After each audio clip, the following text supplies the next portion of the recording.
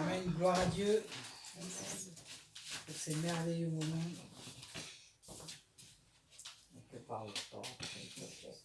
On va essayer.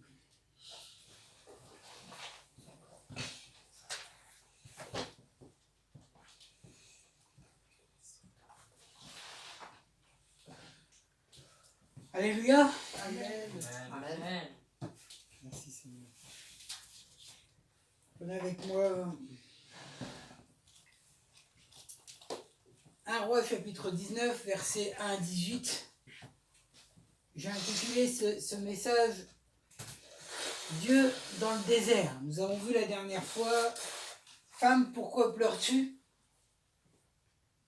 C'est un peu la suite et je vais faire plusieurs messages sur Élie, plusieurs suites. 1 Roi chapitre 19, versets 1 à 18.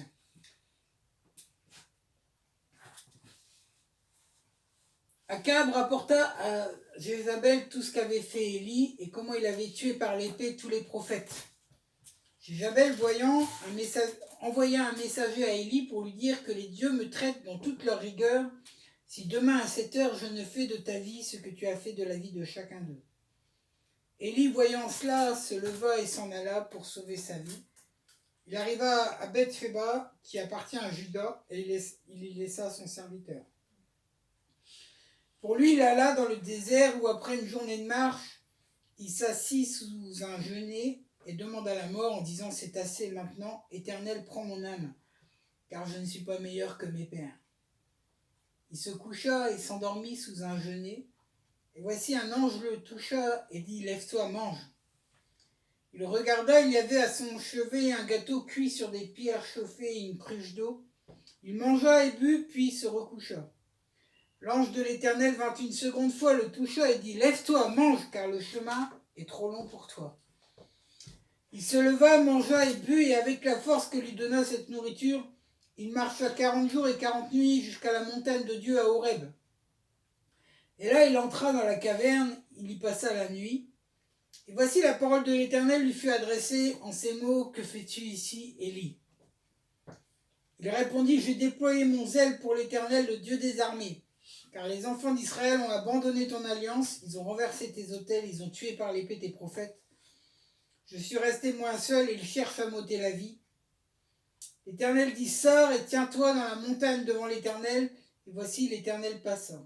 Et devant l'Éternel, il y eut un vent fort et violent qui déchirait les montagnes et brisait les rochers. L'Éternel n'était pas dans le vent. Et après le vent, ce fut un tremblement de terre. L'Éternel n'était pas dans le tremblement de terre. Et après le tremblement de terre, un feu. L'Éternel n'était pas dans le feu. Et après le feu, un murmure doux et léger. Littéralement, ce verset, il a dû être un peu modifié parce que littéralement, c'est un bruit de silence. Si on prend les mots. Un bruit de silence. On a dû le tordre un peu parce que on a voulu que ce verset soit cohérent dans les traductions, mais l'original dit un bruit de silence. Il y a eu un bruit de silence. Et moi, je pense que c'est totalement cohérent. Je pense que dans la montagne, il y avait toutes sortes d'animaux, le bruit du vent, le bruit de l'eau qui coulait, le bruit des feuilles dans les arbres. Et je pense que quand Dieu était là, tout s'est éteint, tout a stoppé. Et il y eut un bruit de silence. Vous pouvez entendre le silence. Amen. Quand Élie l'entendit, il s'enveloppa le visage de son manteau, il sortit, se tint à l'entrée de la caverne. Et voici une voix lui fit entendre ces paroles. « Que fais-tu, Élie » Il répondit « J'ai déployé mon zèle pour l'Éternel, le Dieu des armées, car les enfants d'Israël ont abandonné ton alliance, ils ont renversé tes autels et ils ont tué par l'épée tes prophètes. Je suis resté moi seul et ils cherchent à m'ôter la vie. » L'Éternel lui dit « Va, reprends ton chemin par le désert jusqu'à Damas. Et quand tu seras arrivé, tu oindras Hazaël, roi de Syrie. Tu oindras aussi Jéhu, fils de Ninshi, pour roi d'Israël, et tu oindras Élisée, fils de Shaphat, d'Abel-Méhola, pour prophète à ta place. Et il arrivera que celui qui échappera à l'épée d'Hazaël, Jéhu le fera mourir. Celui qui échappera à l'épée de Jéhu, Élisée le fera mourir. Mais je laisserai en Israël 7000 hommes, tous ceux qui n'ont point fléchit les genoux devant Baal et dont la bouche ne l'a point baisé. Amen. Alors évidemment, ce texte est long et nous allons voir qu'une partie ce soir. On verra dans 15 jours la suite. On va aller jusqu'à Élie qui s'endort sous ce genêt. Ce passage est quand même assez fabuleux. Je pense que vous connaissez le contexte. On aurait pu le lire, mais ça aurait fait vraiment trop long. Le contexte, c'est le prophète Élie qui rassemble le peuple de Dieu et qui rassemble les 450 prophètes de Baal. Et il va les rassembler, il va lancer un défi aux prophètes de Baal. Et il va dire au peuple, regardez bien et choisissez votre Dieu. Si c'est Baal qui est Dieu, choisissez Baal. Si c'est Yahvé, l'Éternel qui est Dieu, choisissez Dieu. Il va lancer un défi aux prophètes de Baal. Il va faire un autel. Il va leur demander aussi de faire un autel. Il va amener des animaux pour être sacrifiés. Et il va leur dire, n'allumez pas ce sacrifice. Et celui auquel Dieu allumera ce sacrifice sur l'autel, celui-là sera Dieu. Et vous connaissez sûrement le texte où les prophètes vont s'inciser, ils vont danser toute la partie de la journée. Et Élie va même se moquer d'eux en leur disant, est-ce que votre Dieu dort? Mais alors c'est marrant, mais j'aimerais quand même faire un aparté en disant que nous pensons souvent que Dieu dort. Quand nous arrêtons de prier, quand nous ne voyons pas sa main agir, parfois nous nous disons, mais est-ce qu'il dort? Est-ce que votre Dieu dort? Ou alors il va leur dire, est-ce que votre Dieu est en voyage? Puisqu'il ne répond pas. Et ce passage est quand même fabuleux parce que cet homme va connaître une grande victoire, une victoire énorme, où le feu de Dieu va embraser l'autel, il va prendre toute l'eau qu'il y a tout autour. Ils avaient creusé un fossé, va absorber toute l'eau, toute l'humidité, et il va pouvoir égorger, pas lui, mais le peuple hébreu, 450 prophètes de Baal. Il va exterminer le culte de Baal en un seul instant. Il va tourner le peuple vers l'Éternel. L'Éternel va s'écrier, l'Éternel Yahvé est Dieu. Amen. Amen. Quelle victoire pour un homme de Dieu. Est-ce qu'il y a quelque chose de plus grand pour un homme de Dieu de voir les gens, de voir le peuple? Imaginez la ville de Reims, imaginez le maire, les conseillers, tous rassemblés, la population de Reims, comme à la fête de la musique, s'écrier d'un seul cœur, l'Éternel est Dieu. Amen, parce que l'Éternel se sera servi de vous pour ce miracle. Imaginez simplement ce qui s'est passé dans l'esprit d'Élie. Il s'est cru arriver. Il s'est dit, j'ai rempli ma mission, j'ai réussi. Vous savez, lorsqu'on réussit quelque chose spirituellement, il y a toujours un danger. Il y a toujours un danger. Chaque fois que je me suis cru arriver, chaque fois que l'Éternel avait fait des choses même incroyables, à chaque fois, j'ai eu une conséquence, j'ai eu une suite. À chaque fois, j'ai eu un relâchement. Et c'est ce qui va se passer pour Élie. À ce moment-là, il s'est dit, ça y est, j'ai ramené le peuple vers l'Éternel. Et qu'est-ce qui s'est passé? Patatras, le lendemain, Akab, au lieu de se tourner, lui qui avait été spectateur de tout ça, le roi Akab, au lieu de se tourner vers Dieu, s'est tourné vers sa femme Jézabel. Et Jézabel envoya un messager à Élie pour lui dire que les dieux me traitent dans toute leur rigueur si demain à 7 heures, je ne fais de ta vie ce que tu as fait de la vie de chacun d'eux. Mon frère, ma soeur, ce que Satan veut faire, ce n'est pas de te tuer. Vous savez, quand on lit bien le texte, quand on connaît bien le personnage, quand on connaît bien le contexte, on se rend compte que ce que voulait Jézabel, c'était pas de tuer Élie. En fait, elle a envoyé un messager pour faire peur à Élie. Elle a envoyé un messager pour le discréditer. Elle a envoyé un messager pour qu'il se mette à l'abri. Élie s'était mis à l'abri pendant 3 ans, pendant qu'il ne pleuvait pas. Et son but n'était pas de le tuer. Au lieu d'envoyer un messager, elle a envoyé un tueur. Puis l'affaire était réglée. Elle a envoyé un messager pour toucher non pas son corps, mais toucher son âme. Est-ce que vous avez déjà eu des victoires spirituelles contre la maladie, dans le témoignage, dans les solutions insolubles? Combien les lendemains de ces victoires ont été difficiles, ont été durs, ont été dangereuses pour notre âme. Moi, je me souviens d'un sex shop qui ouvrait rue de Cernay, qui était en construction, il y avait déjà marqué sex shop sur la vitrine, tout ça, et c'était juste à côté de mon école où j'étais gamin, c'est juste à côté, rue de Cernay. Et quand je suis passé devant et que j'ai vu ça, c'est une colère, je ne sais pas, mais une colère m'a pris, une colère de l'Éternel, et j'ai maudit ce sex shop. Et j'ai prié, je suis resté devant un peu comme un idiot. Je suis resté 5 minutes devant et j'ai maudit ce sex shop. J'ai dit, tu n'ouvriras pas au nom de l'Éternel. Je suis reparti, ce sex shop n'a jamais ouvert. Amen. La semaine d'après, le pancarte a été retiré, les travaux n'ont jamais été finis. Ce sex shop n'a jamais ouvert. Mais, et quand j'ai vu ça, je me suis dit, quelle foi dans la prière. Je me suis dit, waouh, je maudis. Comme j'ai vu le figuier, je maudis. Et ça, les amis, faisons attention. Faisons attention. Faisons attention à ces victoires où Satan vient le lendemain de nos victoires et vient ruminer un peu notre âme. Où on se repose sur nous-mêmes. On a l'impression d'être trop fort et patatras. Satan cherchera à te discréditer. Il y a un défi pour Élie. C'était croire Dieu ou croire Jézabel. Vous savez, il y a une précision qui est au verset 2 dans la traduction des Septante tirée du grec.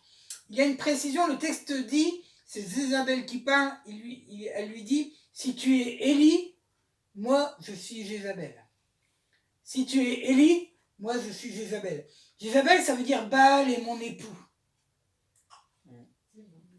Elle était fille de prêtre de Baal. Jézabel veut dire Baal est mon époux. Élie veut dire Yahvé est mon Dieu. Si toi tu es Élie, si Yahvé est ton Dieu, moi je suis femme de Satan. Vous vous rendez compte un peu le défi qui est jeté? Alléluia. Est-ce que vous êtes Élie ce soir? Est-ce que Yahvé est votre Dieu? Rappelez-vous ce que le diable a dit à Jésus, si tu es fils de Dieu. Il ne lui a pas dit tu es fils de Dieu. Il dit si tu es fils de Dieu. Quel défi. Ce message de mort qu'a reçu Élie, on le reçoit tout le temps. Nous l'avons tous reçu. Est-ce que tu es chrétien?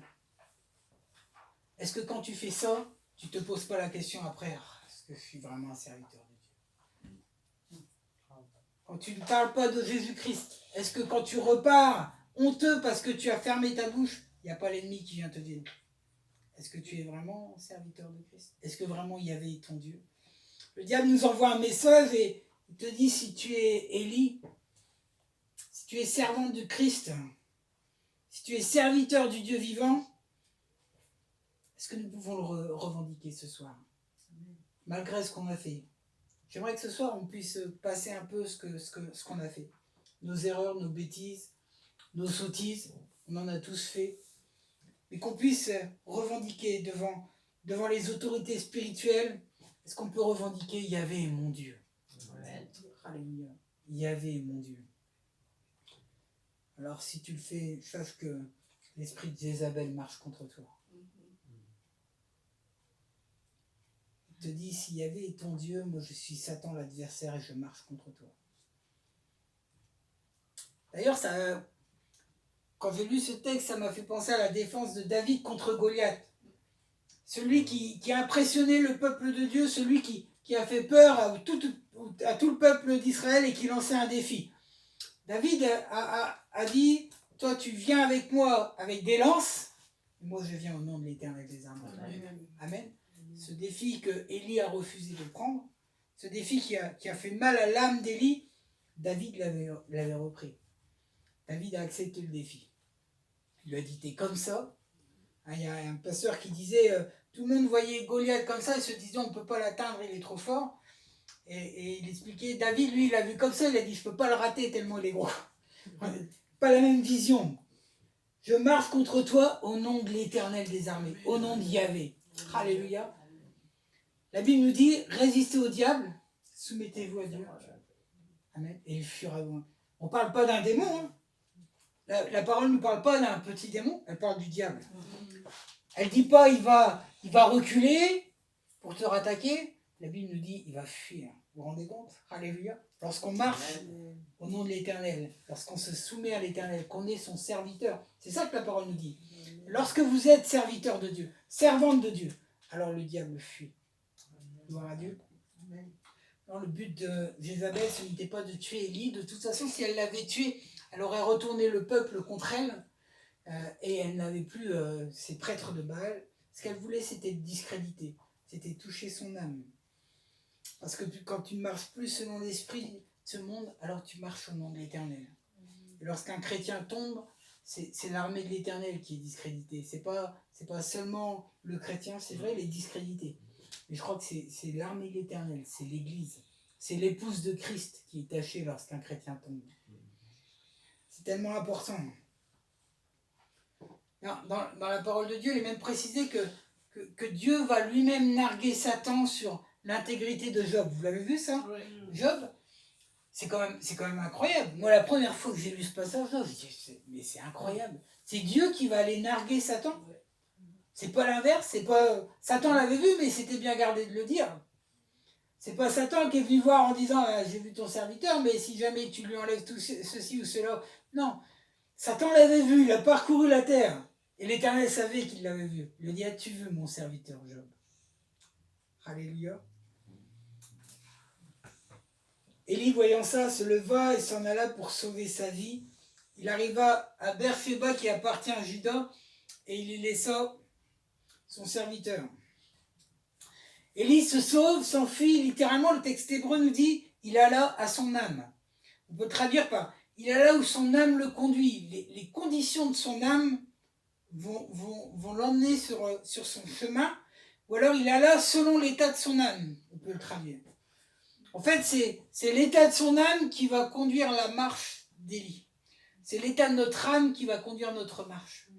L'état de son âme était qu'il a été au désert. La peur est un mal de l'âme. Est-ce que vous avez peur? Est-ce que ça vous arrive d'avoir peur? Il y a des gens qui ont peur du noir, d'autres des araignées. La peur est bien souvent illogique. On a tous en mémoire des scènes où des gens montent sur la table parce qu'une petite araignée monte et se met à hurler sur la table parce que la petite araignée marche. La peur nous saisit, elle est souvent illogique, mais elle agit sur notre âme. Et nous devons traiter la peur en tant que serviteurs de Dieu. Nous devons la traiter parce qu'elle va toucher notre âme et notre âme va toucher notre marche. C'est illogique, c'est irrationnel, la peur, le diable joue avec nos peurs. Et il y a bien des peurs qui touchent les chrétiens, la peur de vieillir, la peur d'être seul, la peur de mourir seul, la peur d'être malade, la peur de la souffrance, la peur du ridicule. Il y a des peurs qui touchent le chrétien et qui vont l'empêcher. Il y a combien de chrétiens n'osent pas prier à voix haute parce qu'ils ont peur du ridicule? Combien de chrétiens ont la bouche muselée parce qu'ils ont peur du ridicule? Combien de chrétiens ont la bouche muselée, ils ne peuvent pas annoncer l'évangile, ils ne peuvent pas parler de celui qui a sauvé leur vie, leur âme, qui leur a pardonné? Tout ça parce qu'ils ont peur du ridicule, peur du regard des autres. La peur va conduire notre âme et nous allons marcher selon l'état de notre âme. La parole de Dieu nous dit plus de 360 fois et nous encourage à vaincre la peur. Ne crains pas, je suis avec vous tous les jours. Amen. Élie s'enfuit à Beersheba avec son serviteur et il va le laisser là. Beersheba, ça veut dire puits du serment. C'est là où Abraham, avec Abimelech, lorsqu'ils creusèrent les puits, et que Abimelech va vouloir prendre le puits plusieurs fois et à la fin, il va faire un serment. D'où le nom de puits du serment. Il va faire un serment, une alliance. Il va conclure une alliance avec Abimelech. Il va dire ça, c'est mon puits.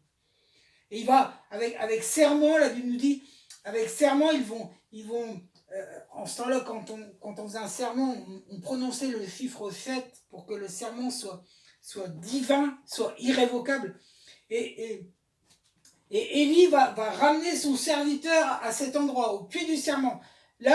Là où Élie, lui, a manqué. il va le déposer là, il va dire pour lui. Regardez bien le texte. Pour lui, il le laisse. Mais il va dans le désert. Il n'est plus capable d'être dans le puits du serment. Il n'est plus capable de pouvoir tenir son alliance. Il n'est plus capable d'être dans l'alliance qu'il a fait avec l'Éternel. C'était l'endroit le plus loin du royaume de Juda. C'était à la porte du désert. La Bible nous donne les dimensions d'Israël et ils nous disent que c'est de la frontière du Jourdain jusqu'à Beersheba. C'était l'extrémité. Élie ne pouvait pas aller plus loin. Après, c'est le désert. Et du coup, Élie choisit de ne pas demeurer à cet endroit. Il va laisser son serviteur, mais pour lui, Élie va s'enfoncer dans le désert. Mon frère, ma soeur, le premier signe qui annonce un désert dans ta vie, c'est quand tu laisses tes frères et sœurs au niveau de l'alliance. C'est quand tu commences à délaisser tes frères et sœurs qui, eux, restent dans l'alliance. C'est quand ceux avec qui tu vas commencer à t'accaparer, ceux avec qui tu vas rejoindre ne sont plus dans l'alliance. Et que tu auras laissé derrière toi tous ceux qui ont conclu une alliance avec l'Éternel. Ça, c'est le début du désert. Ça commence toujours comme ça. Tu abandonnes les réunions de prière. Pourquoi prier? Tu te sépares de ceux qui sont restés dans l'alliance et tu t'en détournes. Et c'est le début du désert.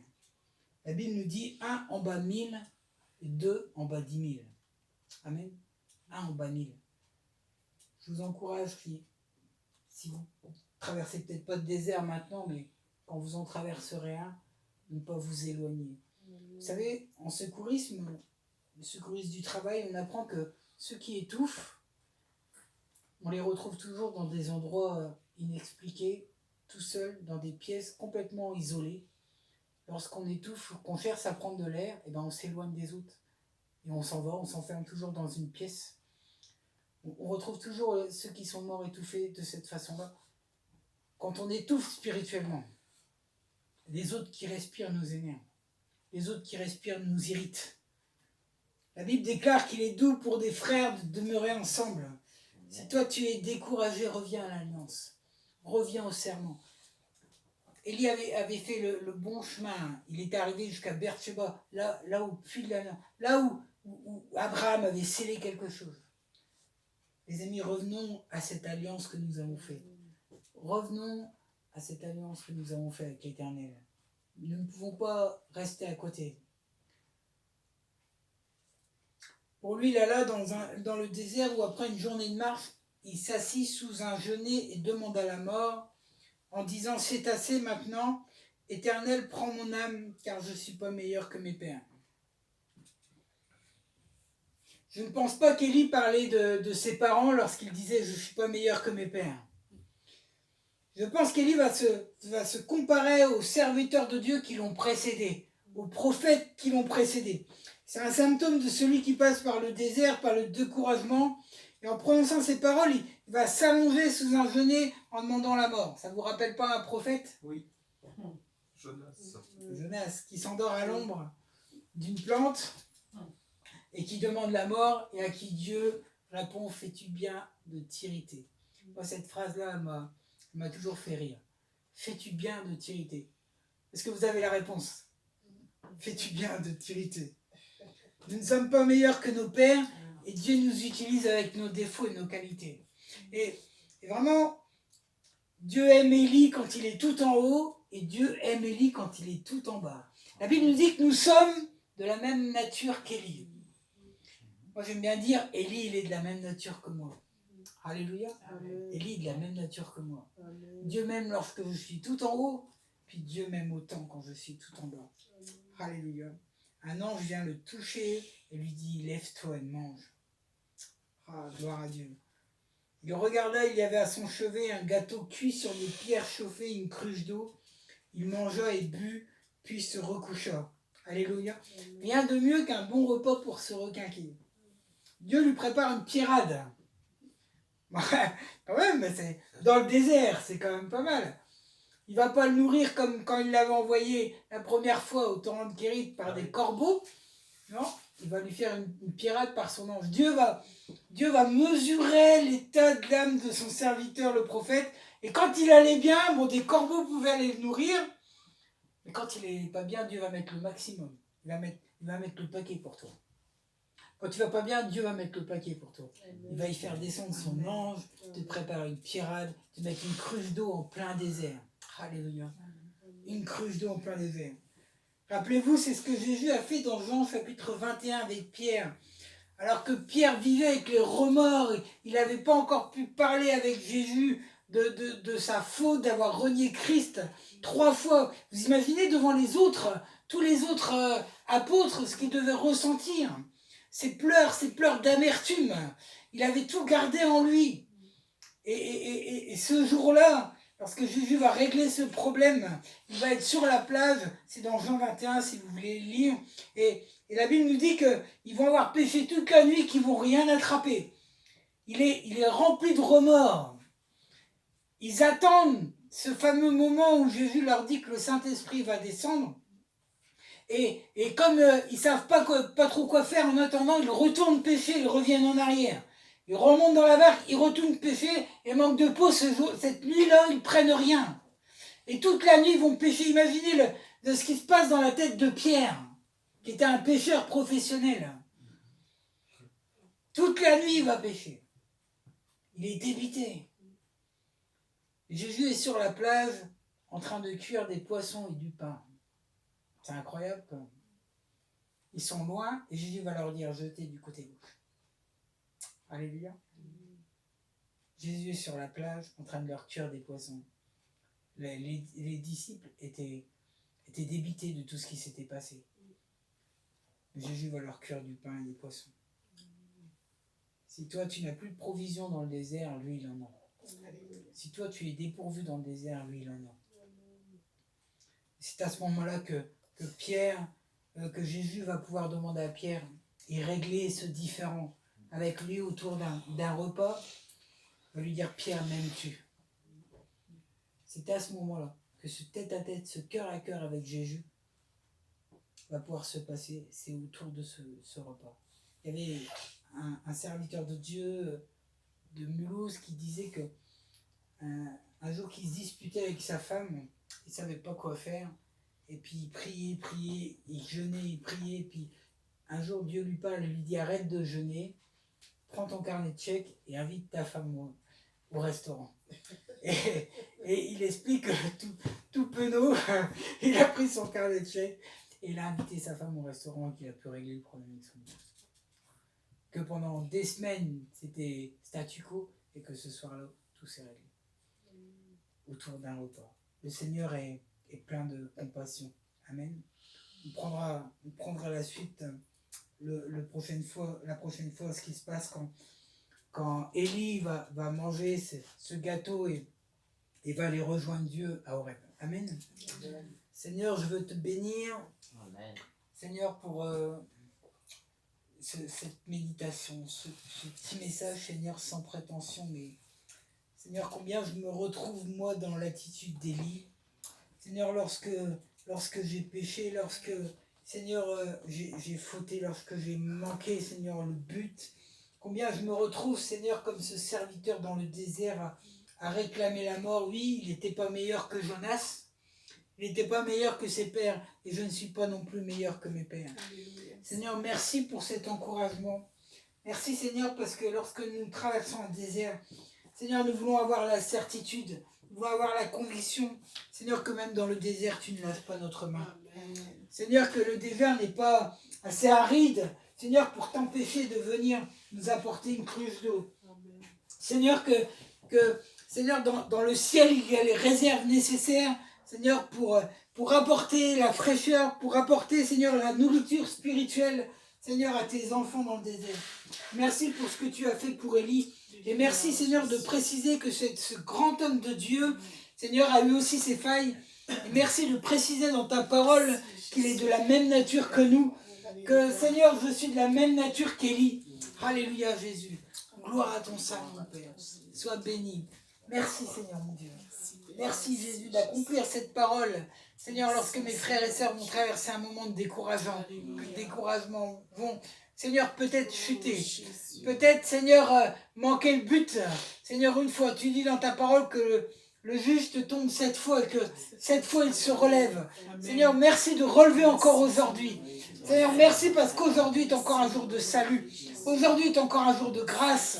Je veux te bénir, Seigneur, pour chacun, Seigneur, ici présent. Seigneur, je te demande de soutenir, de relever, de bénir, de pardonner. Seigneur, gloire à ton nom, Jésus, pour ton œuvre. Seigneur, elle est parfaite. Seigneur, à la croix.